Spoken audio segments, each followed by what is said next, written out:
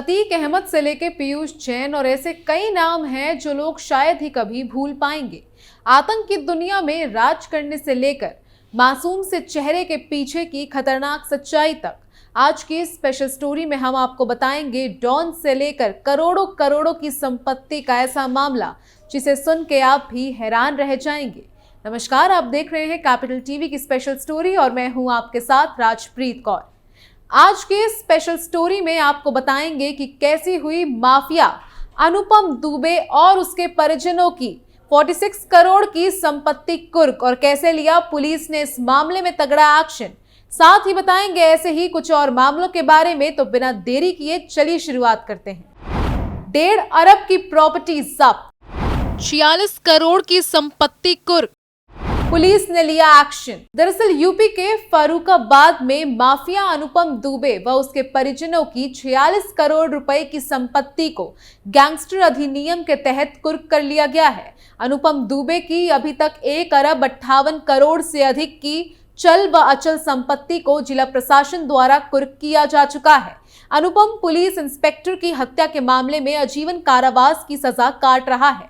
इस समय वो मथुरा की जेल में बंद है। जेल में बंद बसपा नेता अनुपम दुबे का भाई अनुराग दुबे फरार है, जिस पर पुलिस द्वारा 50,000 का इनाम घोषित किया गया है। वहीं एक अन्य भाई जो ब्लॉक प्रमुख भी है, वो भी एक आपराधिक मामले में हरदोई की जेल में बंद है। अनुपम दुबे वर्ष 2017 के चुनाव में बसपा के टिकट पर हरदोई से विधानसभा चुनाव लड़ चुका है। इससे पहले वो फर्रुखाबाद शहर की विधानसभा सीट से भी निर्दलीय चुनाव लड़ चुका है। हालांकि दोनों बार उसे हार का सामना करना पड़ा था। सबसे पहले ये जानते हैं कि आखिर कौन है माफिया अनुपम दुबे। कौन है माफिया अनुपम दुबे? दरअसल फतेहगढ़ कोतवाली क्षेत्र के मोहल्ला कसरटा निवासी माफिया अनुपम दुबे के खिलाफ 63 मुकदमे दर्ज हैं।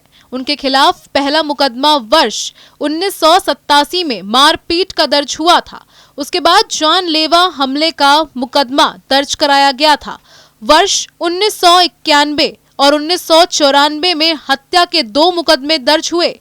इसके बाद मुकदमे दर्ज कराए जाते रहे। गिरफ्तारी होने से पहले उनके खिलाफ 41 मुकदमे दर्ज थे, जिनमें गैंगस्टर गुंडा एक्ट, NDPS जैसे शामिल हैं। बता दें कि गैंगस्टर एक्ट की कार्रवाई होने के बाद अनुपम दुबे का शहर के ठंडी सड़क स्थित शानदार गुरशरणम होटल कुर्क करने के बाद प्रशासन ध्वस्तीकरण की कार्रवाई भी कर चुका है। इसके अलावा निर्माणाधीन गेस्ट हाउस, कृषि भूमि के अलावा कई ट्रैक्टर, लग्जरी वाहनों को भी कुर्क किया जा चुका है। मजिस्ट्रेट श्रद्धा पांडे ने बताया कि जिला अधिकारी महोदय के आदेशानुसार गैंगस्टर एक्ट की धारा 14/2/2024 में पारित आदेश के तहत फतेहगढ़ स्थित दाल मंडी भवन और मछली टोला स्थित 6 दुकानों को सीज किया गया है। भवन को एक महिला को सौंपा गया है, जिसका वो किराया तहसील में जमा करेगी। 2 दिन में 46 करोड़ की कुर्की की गई है। वहीं अभी तक 1 अरब 58 करोड़ की संपत्ति कुर्क की जा चुकी है। कभी अनुपम के पक्ष में खड़ा होता था पूरा गांव। आपको बता दें कि 2 वर्ष पहले माफिया अनुपम दुबे का पूरे जिले में रसूख इतना था कि सत्ता पक्ष के नामचीन लोग भी उसके पीछे चलते थे। उसकी एक आवाज पर पैतृक गांव सहसापुर के लोग उसके पक्ष में खड़े हो जाते थे। यही कारण था कि अनुपम दुबे की मां कुसुमलता दुबे निर्विरोध ग्राम प्रधान चुनाव भी जीतती रही। लेकिन जब पुलिस और प्रशासन के अधिकारी फोर्स के साथ डोल बजवाते हुए गांव पहुंचे तो गांव की गलियों में सन्नाटा पसर गया। लोग घरों में दुबक गए। वहीं ये ऐसा कोई पहला मामला नहीं है जहां पुलिस ने माफिया की करोड़ों की संपत्ति कुर्क की हो। दरअसल अभी हाल ही में इत्र कारोबारी की संपत्ति को कुर्क किया गया था। उसके बारे में भी चलिए आपको हमारी इस स्पेशल स्टोरी में विस्तार से पॉइंट टू पॉइंट हर एक चीज बताते हैं। दरअसल 21 दिसंबर 2021 को पीयूष जैन के घर और कन्नौज स्थित घरों में छापे मारे थे। इसमें 196 करोड़ रुपए की नकदी और 23 किलो सोना पकड़ा गया। 27 दिसंबर 2021 को पीयूष को जेल भेज दिया गया था। 8 महीने बाद उसे जमानत मिली थी। अब दाखिल की गई चार्जशीट में भी साफ हुआ कि पीयूष जैन की पत्नी ने भी सरकार को करोड़ों का चूना लगाया था। दरअसल कानपुर के इत्र कारोबारी पीयूष जैन एक बार फिर से चर्चा में हैं। पीयूष जैन वही कारोबारी हैं जिसके ठिकानों पर 3 साल पहले डीजीजीआई ने छापा मारा था, जिसमें करीब 197 करोड़ रुपए कैश मिला था। साथ ही 23 किलोग्राम सोने के बिस्किट भी मिले थे। अब इसी 23 किलो सोने को पीयूष जैन ने सरेंडर कर दिया है।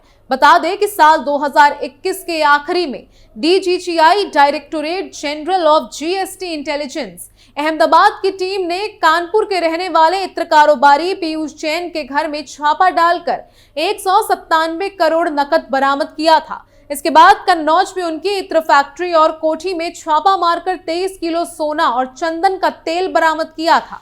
इस मामले में पीयूष जैन जेल चले गए थे। हालांकि कन्नौज में सोना मिलने के मामले में लखनऊ की डीआरआई टीम ने पीयूष जैन के खिलाफ 135 कस्टम एक्ट के तहत एफआईआर दर्ज की थी, जिसका केस चल रहा था। इस मामले में अब पीयूष जैन की तरफ से कोर्ट में एप्लीकेशन लगाई गई कि मेरे यहां से जो 23 किलो सोना कस्टम ने बरामद किया है उसको कंपाउंडिंग कर दिया जाए। गोल्ड पर अपना दावा छोड़ा, जबकि इसके पहले पीयूष जैन ने सोने पर अपना दावा ठोका था, जिसकी 60 लाख पेनल्टी भी जमा की थी। साथ ही उसे अपने पक्ष में रिलीज करने की अपील लगाई थी। कानपुर में डीजीजीआई के सरकारी अधिवक्ता अमरीश टंडन का कहना है कि पीयूष जैन ने 56,86,000 रुपए की कंपाउंडिंग फीस जमा करके दावा किया है कि उसके घर से जो 23 किलो सोना बरामद दिखाया गया है उसको कंपाउंडिंग कर दिया जाए। एक तरीके से उन्होंने सोना सरकार के समक्ष सरेंडर कर दिया है। इस मामले में अब उन्होंने कोर्ट में कस्टम की धारा 135 से राहत देने की अपील की है। अधिवक्ता के मुताबिक उनकी तरफ से अब इसका जवाब दाखिल किया जाएगा। गौरतलब है कि कन्नौज में 27 दिसंबर 2021 को डीजीजीआई अहमदाबाद की टीम ने पीयूष जैन के घर से ही 23 किलो सोना बरामद होना दिखाया था और दावा किया था कि ये सोना विदेशी है। लेकिन अब पीयूष जैन दावा कर रहे हैं कि ये सोना उनको नहीं चाहिए। उन्होंने सोने पर दावा करने वाली अपनी अपील भी वापस ले ली है, साथ ही साथ कंपाउंडिंग फीस जमा कर दी है। फिलहाल पीयूष जैन जमानत के बाद जेल से बाहर आ चुके हैं। वहीं अभी कुछ समय पहले प्रयागराज पुलिस ने माफिया डॉन अतीक अहमद के नोएडा स्थित प्रॉपर्टी को कुर्क कर लिया है। चलिए उसके बारे में भी आपको हमारी स्पेशल स्टोरी में विस्तार से बताते हैं। दरअसल प्रॉपर्टी के तौर पर उनके 3.7 करोड़ के आवास को जब्त किया गया है। शहर के डिप्टी कमिश्नर दीपक भूकर ने बताया कि अतीक अहमद का घर नोएडा के सेक्टर 36 में स्थित था। प्रॉपर्टी को गैंगस्टर एक्ट के तहत कुर्क किया गया है। ये कुर्की बसपा विधायक राजू पाल हत्याकांड के मुख्य गवाह उमेश पाल की हत्या में पुलिस कार्रवाई के हिस्से के रूप में की गई है। उमेश पाल की पिछले साल 25 फरवरी को दिन दहाड़े गोली मारकर हत्या कर दी गई थी। उमेश पाल की पत्नी जया पाल की शिकायत पर घूमनगंज थाने में अतीक अहमद, उसके भाई अशरफ, पत्नी शाइस्ता परवीन, अतीक के 2 बेटे गुड्डू मुस्लिम और गुलाम और 9 अन्य सहयोगियों के खिलाफ मामला दर्ज किया गया था। पुलिस ले जा रही थी अस्पताल जब हुई हत्या।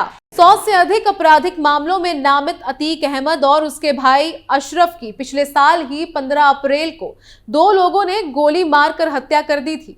वे पुलिस घेरे में थे और पुलिस क्राइम सीन के रिएक्शन के बाद सरकारी अस्पताल ले जाया जा रहा था, जहां दोनों भाइयों को सिर में पॉइंट ब्लैंक रेंज से गोली मारी गई थी। इस मामले की वीडियो भी सोशल मीडिया पर सामने आई थी, जिसमें अतीक को सड़क पर तड़पते देखा गया था। क्या थे अतीक अहमद पर आरोप? अतीक अहमद 2005 के बसपा विधायक राजू पाल हत्याकांड और इसी साल फरवरी में हुए उमेश पाल हत्याकांड में भी आरोपी थे। उनके बेटे असद अहमद को 13 अप्रैल को झांसी में एक मुठभेड़ के दौरान मार दिया गया था, जब कथित तौर पर वे भागने की कोशिश कर रहे थे। उसके साथ गुलाम भी था। ये दोनों प्रयागराज में उमेश पाल की हत्या के मामले में संदिग्ध थे। अधिकारियों ने उन्हें पकड़ने के लिए प्रत्येक को 5 लाख का इनाम रखा था। शाइस्ता की पुलिस को तलाश है और वो अभी भी फरार बताई जा रही है। खैर, योगी सरकार चुन चुन के अपराधियों को उनके किए की सजा देती आ रही है। कोई भी अपराधी पुलिस और सीएम योगी की पैनी नजर से बच नहीं सकता। हर एक गुनहगार को योगी के हंटर की मार पड़नी ही है। स्पेशल स्टोरी में आज के लिए बस इतना ही। बाकी तमाम खबरों के लिए देखते रहिए कैपिटल टीवी उत्तर प्रदेश। नमस्कार।